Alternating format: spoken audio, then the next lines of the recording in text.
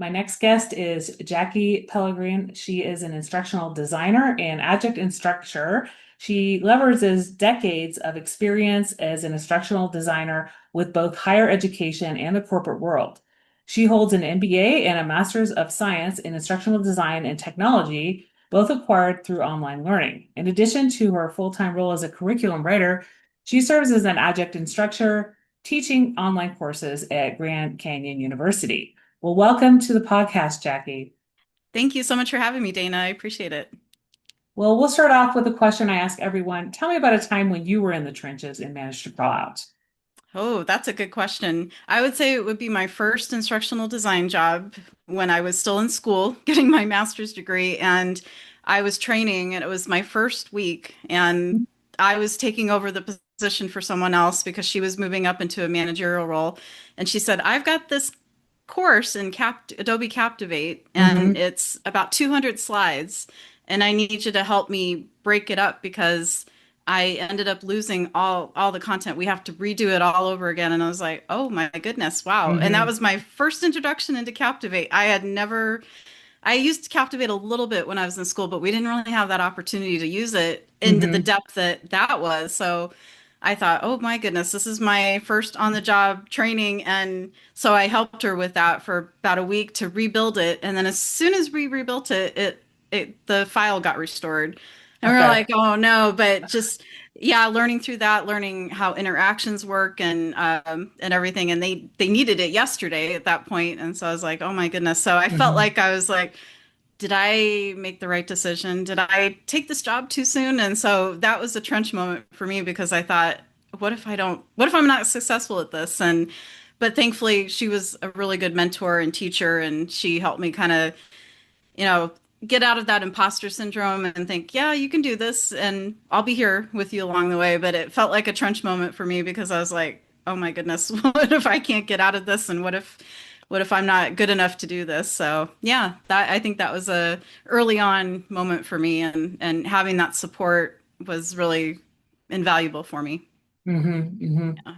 So, as I mentioned, so you do instructional design, write curriculum. Yes. Tell me a little bit about what instructional design is for those who aren't quite sure. Sure. Yes, it's a field that keeps growing and so it's pretty amazing. So what's great is instructional designers, they can work in any industry. They can work in K through 12, higher education, corporate, even military.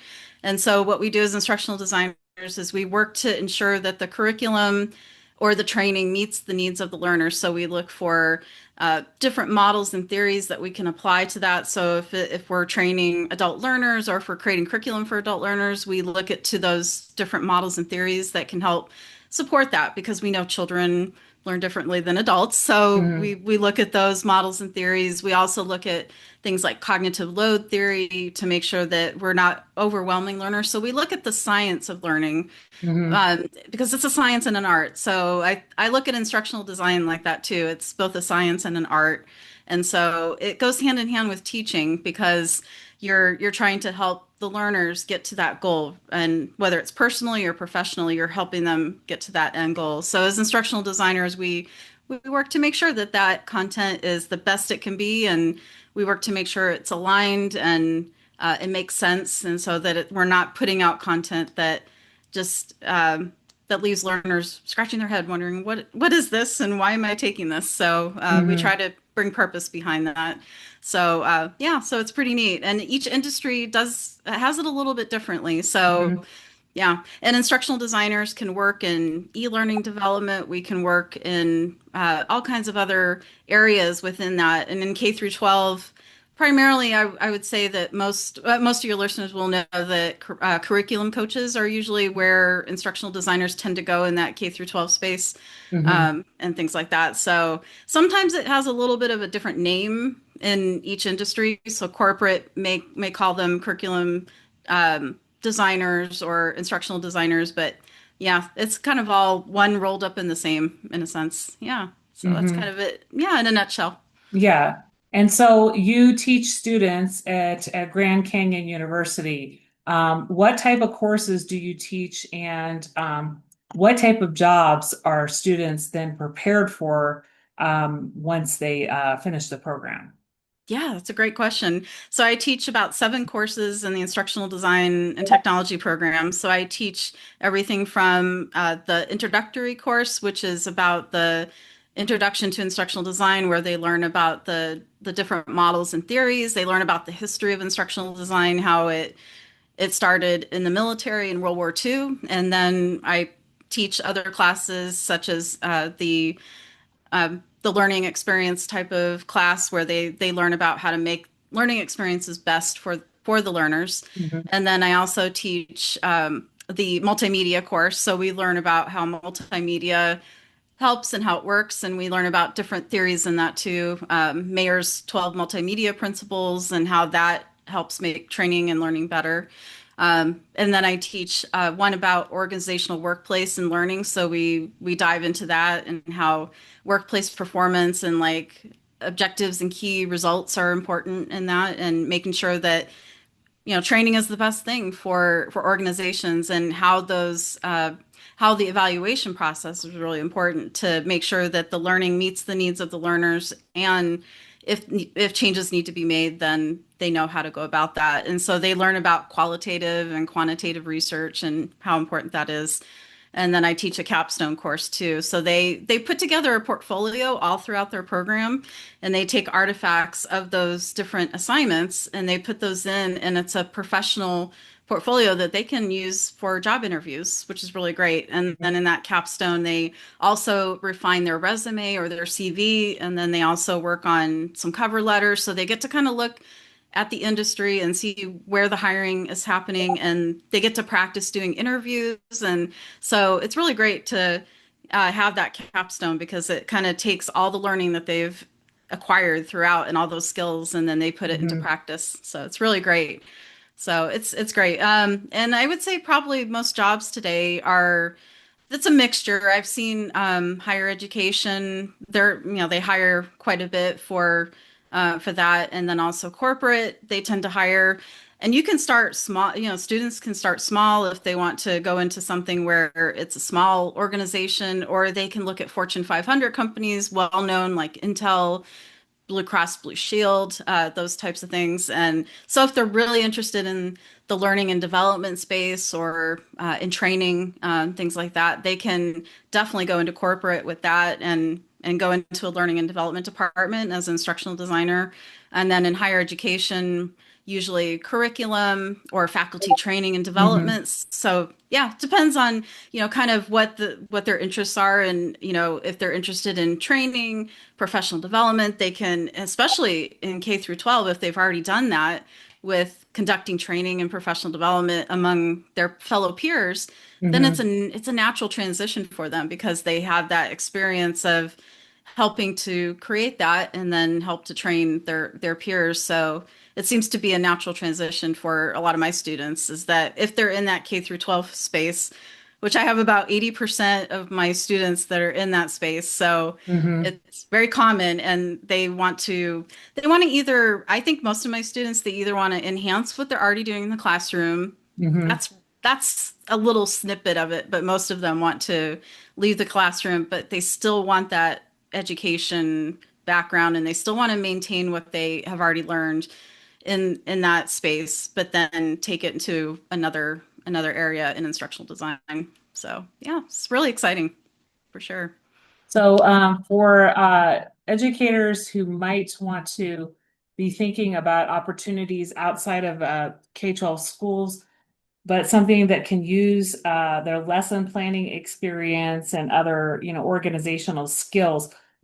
First of all, what are some transferable skills for educators looking to go into instructional design, and where would the best places to look be for them if they're thinking about changing careers? That's great. Yes, I would say probably some transferable skills would be, like you mentioned, the lesson planning. I Hmm. think that carries well over to instructional design, especially if they're going to go into a learning and development department, or like I'm in, which is curriculum design and development, because having those skills is so important. And so many of the instructional designers and curriculum developers I work with in my department came from K through 12 education as teachers. So having that lesson planning is important. Also, the models and theories that they learn about in getting their degree and doing that teaching experience, like the learning theories like behaviorism, cognitivism, Hmm. constructivism, all of those carry over into instructional design because they're learning theories that translate well over into that. And also if they know about um, the different theories like adult learning theory and those types of things. So those types of theories kind of carry over well. So those are helpful as well. And if they have good project management skills, Hmm. working with others, working with maybe not necessarily subject matter experts, some may, depending upon what they do, but there's definitely a lot of project management skills that are really helpful to have. So especially if they're, teaching and lesson planning, they have to have good project management skills, right? Being Hmm. able to manage those classrooms and be able to manage their lessons. So that's important. Yeah. And then just working with subject matter experts and knowing the ins and outs of that and being able to collaborate with others. Collaboration is a big part of instructional design because we can't do it on our own. And so it's a team effort being able to do that. So yeah, working on a team and being able to do that is important too. Okay. Absolutely. And the technology aspect, I don't know, where you have your teachers, if they do get that opportunity to dive into different types of educational technology, but Mm-hmm. that's also important too. And even if they don't know the tools like Adobe Captivate or Articulate Storyline or Rise 360, a lot of those tools now make it so that you can get the training, you can do YouTube videos and you can get that support that you need while you're learning those tools. So I definitely don't want those listening to feel intimidated by those tools because I've had students that are scared, and they're Hmm. intimidated by them. And that's understandable. It's a whole new realm of when you're in that aspect, when you're going into instructional design, and there's so many tools out there. And different Hmm. organizations and different institutions use different tools. Some may use Captivate, some may use iSpring, and so, and they all have different tools and features in them. But I mean, they're pretty much the same. It's just maybe the way their user interfaces is a little bit Hmm. different in some of the features, but they're pretty much all kind of the same. And the output and what they want to do is to create that e-learning. So yeah, so I think they can learn it as long as they're willing to put in that time and effort and just be patient with themselves. That's what I tell my students all the Hmm. time. Don't feel like you have to learn it all within a class or Hmm. within their program. Just learn the basics, and I always tell them you'll pick it up and you'll learn all the different features as you go, and then as you're in the job, you'll find those opportunities to use it even more. So with each project that they work on in each class, I just say learn one new thing that you Hmm. in that tool, and then pick that up, and then just add that to your toolkit, your ID toolkit, and then they're better off by the time they graduate. And so they like that approach because it is true. It can be overwhelming, and they think I have to get this all within the time I graduate. And I'm like, no, not really. Hmm. Just do the best you can, and just be willing and open to learn those tools, and then you'll be okay. So, Hmm. yeah. Hmm. And I think if people have worked in K-12, there's often different student learning management systems if they change Yes. districts, right? And they have the same outcome, but some of them work differently. So, if they're used to learning those things, they they probably will pick up these tools. I've done different Adobe things, but what you've mentioned, I'm not familiar with, but I do think, like you said, it's going through those instructional videos and just taking the time to try it out and get help from a mentor and those types of things. So, Right. yeah, and I think there are a lot of transferable skills, like you mentioned, that yeah, it should not be a something to dissuade educators who want to look into those opportunities because, like you said, there's a lot of parallels to Right. teaching. So, Absolutely. Yeah, and those learning management systems, that's important too. yeah. So that's a good reminder that, there's definitely, there's the common ones like Canvas and Blackboard and those Mhm. types of tools, right, that most institutions use and Yeah. corporations use. So that's good. It's funny because working at Grand Canyon University, they have their own LMS system, and it's Hmm. called Halo. And Okay. yeah, it's kind of neat because when students come, they're like, "You guys don't have Blackboard, you don't Hmm. have the common tools." But yeah, it's very interesting. They just built it in house, and so some institutions may have that. It's not very common. Maybe they'll mostly go with the tried and true ones, but they wanted something, GCU wanted something that they could customize and that they could control and have Hmm. something where they could make those updates that they wanted to make. And they have like a mobile option now. So they have an app, but it's only just for notifications and things like that for now. But they eventually want to expand that out. And so they're constantly making improvements and they're listening to the faculty and listening to the students. So they're making updates all the time to the LMS. So in a way, it's kind of nice to have something that's in-house because then they have more control over it. They have the control over the cost, and so they Hmm. can keep tuition down. And so they're trying to really move away from using third-party tools as much as they can and have things that are in-house. So it's it has its advantages and disadvantages, so benefits and Hmm. drawbacks, because if there's an in-house tool then and then someone goes somewhere else, it's like, well, I learned this one, but I mean, it's still an LMS at the end of the day. So, I think they can still, take some of those skills that they have and transfer them over. So it's not Yeah. a total loss, at least. So that's good. Yeah. Yeah. Yeah, and if you change roles, there's always going to be different things to learn Right. when you pick up a new job, and sometimes you have to do the training on your own. Sometimes it's up to you to find out how to figure out how to use the tool. So I think Right. being well versed in ed tech, and I think anybody who's been working in schools since COVID at least knows that they have to use a certain amount of tools in their instruction and, learn, how it can help them. So, yeah, it should be pretty easy for those people who are used to picking up those new tools as they go. Right. Um, I Yeah. do want to ask you about some of your side gigs. So you Yes. also are a podcast host. So you host the Designing with Love podcast. Tell me a little bit about the goals of the podcast, who the audience is, and how long you've have been hosting the podcast.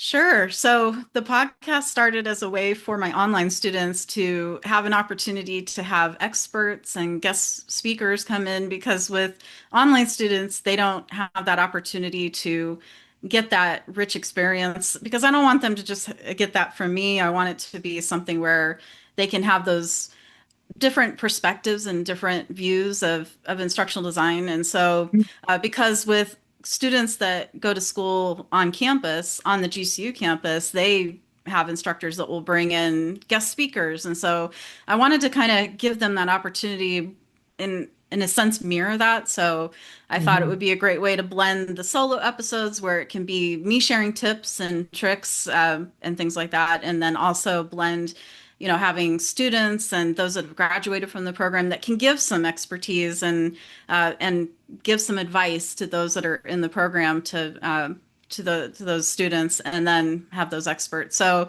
it's kind of funny. The name of it just started as something where I was like, I wanted to bring about my faith a little bit in that. So, but I didn't want to make it faith based so much. Hmm. But I thought, well, designing with love, that sounds kind of neat. So it just came out of the blue, and then it was born out of that. So it's expanded since then. I've been doing it 2 years, Hmm. since May 2023, and it's since become to where I have listeners all over the world now. So it started just with the students in that small niche, and now it's grown to novice instructional designers, e-learning developers. So I've the true core of it stayed the same, where that's my true audience, but Hmm. I've learned to pivot a little bit, and I think that's what we do when we're doing something like that, is we learn to pivot a little bit, and I've learned to expand it out a little bit and make it so that it's not just appealing to my students, but also to educators in general, and like you said, those that are maybe looking to transition and go into the field and they're not sure where to start. So it's really great because I feel like I'm serving a wider audience now still keeping the core of what the intent of it was to begin with. So it's really great to have that opportunity to do that. Mhm.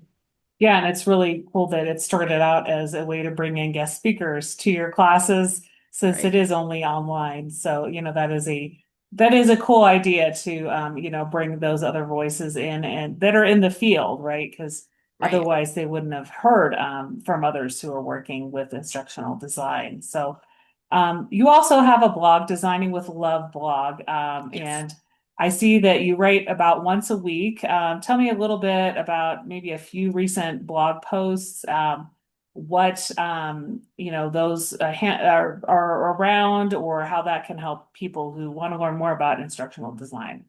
Sure. Yeah. So the kind of interesting. The blog started as something that came about because with my podcast, I host it through Buzzsprout, and Buzzsprout has this AI feature called Co-host AI. And so when you upload your audio file of your Okay. podcast in there, it gives you co-host goes through and it gives you episode titles, it gives you descriptions that you can start with, and then a blog post. And I thought, well, why don't I take advantage of that and take the content that was already there and just put it in Mhm. a written form? So I thought it would be another way and another medium for the listeners to be able to consume the content. So what I do is I take that blog post and I tweak it, of course, but I use that as a foundation to start. And it's nice because it just takes that audio and puts it in written form. And then what I do is I post it there the week before the episode comes out. So Okay. they get kind of that preview of what's to come. So I just finished a whole series on different ID models and theories. It was about 20 episodes that I did. So I Okay. started with the top 10 ID models and tools, and then I did an episode on each of those that actually ended up being more than 10 because I realized, oh, you know what? There's a lot more to go through than what I initially had thought. So I did Hmm. that, and then I ended it with putting all those theories into practice. So now that you know all these great models and theories, what do you do with them? They're only as good as if you can put them into practice. So I ended Yeah. it with that, and so those are going to be coming out they're sprinkled to come out throughout the rest of the year as I do the guest interviews kind of in between those. So Mhm. so I think the last one, the theory into practice, will come out in January. So the podcast up or the blog post is a way to kind of bring that about, and then also it's a way for on the website for people to reach out to me too, and they can comment on it. So it kind of gives that sense of community, I think, being able to do that. So it's been really fun to create that and try to bring people to that blog site as well. So it's really fun. Yeah. Yeah, and that's good to take advantage of something that, will take a podcast episode and make a blog out of it. Maybe I should start thinking about that as well for the podcast. I just use show notes, but also I think it's, things like that when you use AI to maybe ask questions or do bullet points, my podcast predates ChatGPT. So there are a lot of these features that, I didn't really, think of, or maybe I haven't picked up yet. So, Yes, I that's know, true. like, even when you're doing, like, sometimes I do have guests that have their AI companion that's also in the call, right? And then I'll get a summary Oh, too, wow. and that's also a good way to maybe transfer that into a blog or, things that are easy to read, on the go. So, Yeah, but yeah, I think, there's a lot that's changing and sometimes we're set in our ways, but it makes me think of, then when it's also easier to not have to invent everything from scratch. So, but absolutely. Yeah, because my first year of podcasting, I would spend hours upon hours doing the outline and figuring out what I was going to talk about, and then making sure did it sound right, and practicing hmm on Riverside, and making sure I didn't, because I'm the type of person, I'm a perfectionist. So hmm if I misspeak on my podcast or something like that as I'm recording, I'm like, nope, start over again. I've done it before where if I mess up halfway through, I'm like, I'll pause and I'll put on the recording take two, and I'll do it hmm again,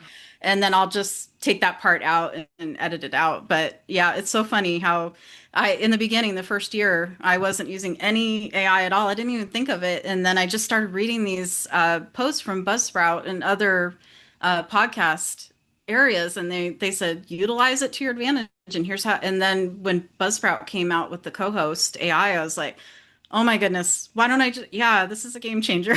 So it's amazing. And then the podcast recording area that I use, which is Riverside, they have AI built in too. So they also have recently they released something, and you can do it with video podcasts too, but what it'll do is it'll take your recording and it'll create an AI version of it where it cleans it up, but then it Mhm. also takes and does video shorts for YouTube. So Okay. now I've expanded my YouTube channel so that I have the shorts. Now, since mine's audio only, it doesn't have the video per se, but it puts a video kind of in there and it gives the transcripts in there on screen. Mhm. But it's really nice because as I started doing that, it usually gives me about I would say about 5 to 7 per episode, and they're little 60-second clips or Mhm. so from the episode. And I usually get about 3,000 listeners per week on those. So it's Mhm. really helped to kind of grow that. So that's another way I'm like, oh, I'll grow my YouTube channel and just expand that. And so it's been really great to have those different elements and mediums that it's been helping to Mhm. expand it. Yeah. So it's really great. Yeah, so it's good for people who are maybe starting out with podcasting to hear about some of these opportunities and other ways of just getting your podcast episodes promoted and, looking to make podcasting easier with AI. Right. So, yeah. You're also looking into doing some speaking engagements. Tell me a little bit about what you've been doing recently to just get your name out there. Right. Yeah. So I've been utilizing LinkedIn quite a bit and trying to seek out some different groups that I can join. So one I recently joined, and that I actually got an invitation from one of the individuals that manages this group, and it's iSpring Learning Community, Hmm. and it's a private group. So I got an invitation, and the gentleman that invited me, he actually sent me a few messages today, and he said, he'd like to connect with me and see how we can do some conference engagements where I can be part of that. That would be virtual, and then maybe down the road do some in person. So I'm really looking forward to that because I think that'll be a great way to connect and share that experience beyond the classroom and beyond what I do. So it'll be great to have that wider reach. So that'll be exciting Hmm. to see if I can do that. I don't know if it'll happen this year. I can't believe we're almost into September, but if it doesn't happen this year, that's okay. Maybe I can get some things lined up for next year for 2026. So it'll be Hmm. exciting. Yeah. Yeah, and it's always great to, expand with speaking once you've already been working in your field and now you've been podcasting and blogging for a while. And, you also have a lot of people who reach out to you as well via your website. Tell me a little bit about where can people find you online and also what are some things if people want to know more about instructional design, maybe some typical questions that you tend to answer via your website. Sure. Yeah, so they can reach out to me through my podcast website on Buzzsprout. They can also find the podcast on Apple and Spotify, all those major platforms, and then they can reach out to me through LinkedIn. So they can just search me, Jackie Pellegrin, and then they can follow me and send me a DM if they want to do that. I also have a Buy Me a Coffee page, which is a community type of uh, area, and they can reach out to me there too. And I have some different areas with consulting where they can schedule an hour with me if they want to and book that time. And then they can learn more about instructional design. I can also help with the podcasting space and any other area that they'd like some help with to kind of help move them forward in that space that they're looking at.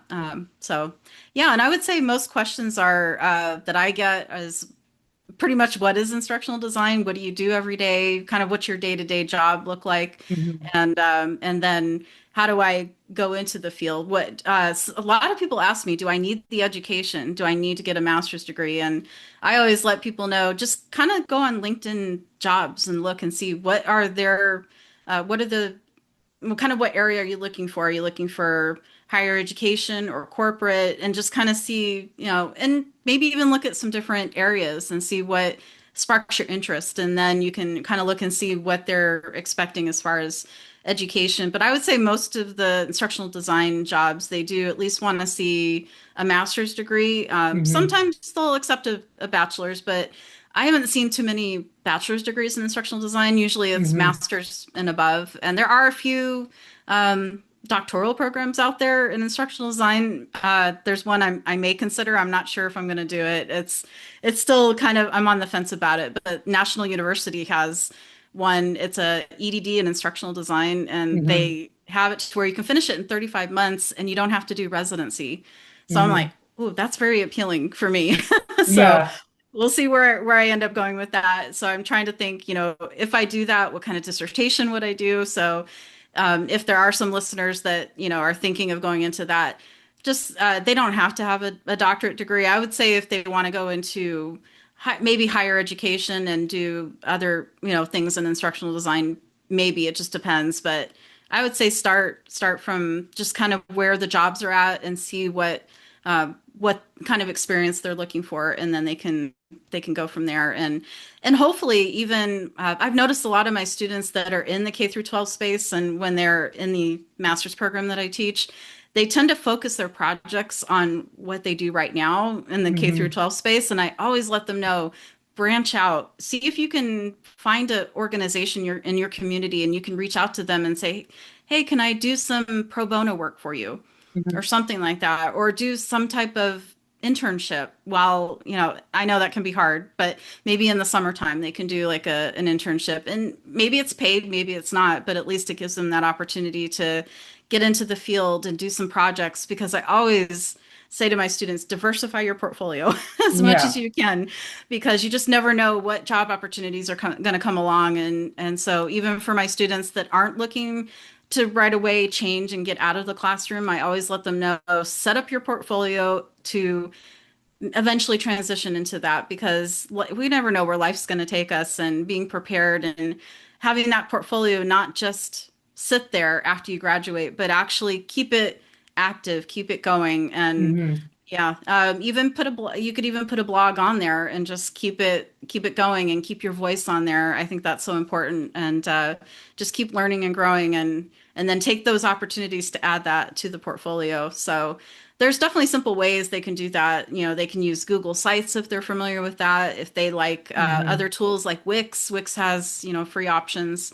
So, they can take something simple and just build it out as they go. But if they want to look at the education route, that's definitely a good opportunity if they're looking for that. And there's opportunities to even get a certificate, so they could start out with a certificate and see where that leads Hmm. them. So they don't have to get a full degree program, because I know that if they already have a master's, that's challenging, and it takes time and energy and cost. So it's Hmm. always good to weigh what those options are and what the benefit for them is in the short term and the long term as well. So Yeah. yeah.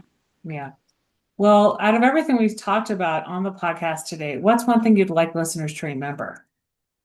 I would say that instructional design is a growing industry, and it's exciting, especially now with AI.